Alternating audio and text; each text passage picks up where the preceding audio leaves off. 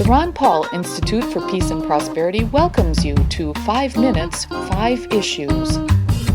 Starting in 5, 4, 3, 2, 1. Hello, I am Adam Dick, a Ron Paul Institute Senior Fellow. Let's start. Issue 1. Some people, including pro-war commentator Bill Kristol, are talking up James Mattis running as a third-party candidate for President of the United States if things don't turn out to their satisfaction at the Republican National Convention. You may know Mattis as a retired Marine Corps general and former commander of the United States Military Central Command. Mattis is on the board of directors of General Dynamics, one of the biggest military contractors in the world. Issue 2. President Barack Obama's counsel Neil Eggleston has been withholding some important information. While heralding Obama's granting of commutations to 248 individuals, which I talked about in last week's 5 Minutes 5 Issues, Eggleston said the commutations are more than those of the previous 6 presidents combined. This is what is left unmentioned. While Obama has granted relatively many commutations that reduce prison sentences, Obama has granted relatively few pardons. A convicted person would, of course, prefer to receive the much more sweeping pardon. Looking at Department of Justice records on pardons and commutations, David Mayer Lindenberg points out at Mimesis Law that Obama has granted fewer pardons than any of the last 6 presidents. Counting Obama's commutations and pardons together, Lindenberg notes, they are less than those of the other presidents except for Presidents George H.W. Bush and George W. Bush. Issue 3. In December, I wrote at the Ron Paul Institute blog about a letter Senator Elizabeth Warren and 7 U.S. Senate colleagues sent to the heads of the Department of Health and Human Services, Office of National Drug Control Policy, and Drug Enforcement Administration. The letter suggested the Obama administration may be planning to reschedule marijuana. This week, the senators received a letter in response. This letter says the DEA hopes to release in the first half of this year its determination whether marijuana should be moved from Schedule 1 of the Controlled Substances Act.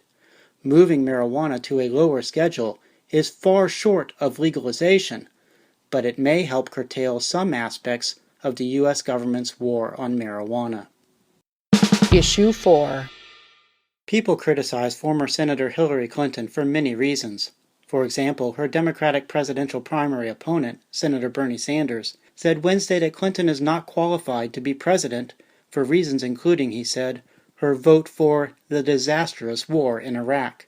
Many people would look similarly at Clinton's effort as Secretary of State to convince President Barack Obama to support overthrowing the Libya government. But how about if Hillary Clinton, as a lawyer decades ago, used her legal skills to help her client, an accused child rapist, plea bargain for a lesser charge? Some people are criticizing Clinton for that. Such criticism is not justified. Advocates vigorously defending people accused of crimes provide a check against government efforts to over-incarcerate the guilty and lock away the innocent. Issue 5. 2 new examples of government waste are in the news. First, the U.S. Department of Defense Inspector General reported in March that an airplane on which the U.S. Military and Drug Enforcement Administration together spent more than $86 million in over 7 years remains inoperable, resting on jacks, and has never actually flown in Afghanistan, where it would be used in drug war efforts. Second, the Transportation Security Administration admitted it paid nearly $50,000 for a randomizer app that allows a TSA employee to tap a tablet computer screen to produce an arrow randomly directing people to walk to the left or right TSA search, scan, and frisk line. Critics say the seemingly simple programming should have cost much less. Wouldn't it be better if the DEA and TSA spent their entire budgets on wastes like these instead of on fighting the drug war and harassing travelers? That's a wrap.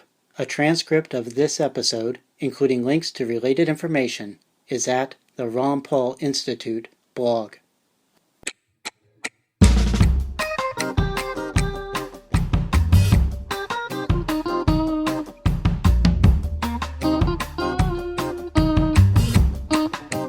5, 4, 3, 2, 1.